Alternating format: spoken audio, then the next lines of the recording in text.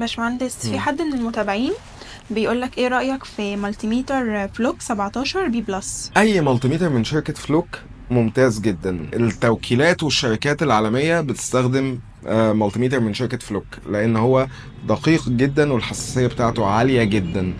فاي مالتيميتر اي موديل من شركة فلوك هيكون ممتاز، بس انت لازم تكون عارف انت عايز ايه من المالتيميتر عشان ما تدفعش فلوس زيادة في الهواء. انا حاليا بستخدم فلوك 15 بي بلس، والفرق ما بينه وما بين ال 17 بي بلس اللي انت بتسأل عليه ان ال 17 بي بلس بيقيس حرارة عشان نقدر نعاير مثلا الهوت اير اذا درجة حرارته مظبوطة ولا لا.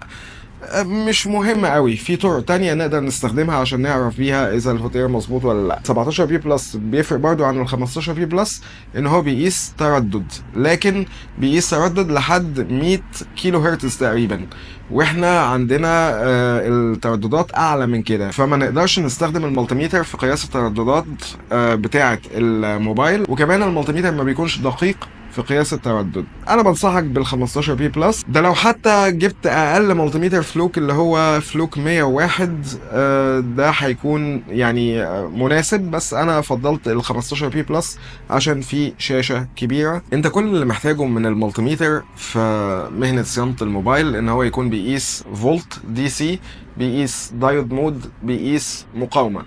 مش محتاجين اكتر من كده، مش محتاجين قياس هرتز ولا قياس تيار ولا الكلام ده كله. انت لو اشتريت حتى اقل مالتيميتر اللي هو الفلوك 101 ده ثمنه $60، فانت ممكن تبتدي بالفلوك 101. عايز تبتدي بال 15 بي لان شاشته اكبر، فدي حاجه راجعه لك. المهم ما تدفعش فلوس زياده في حاجه انت مش هتستخدمها. بس كده. شكرا يا باشمهندس. العفو.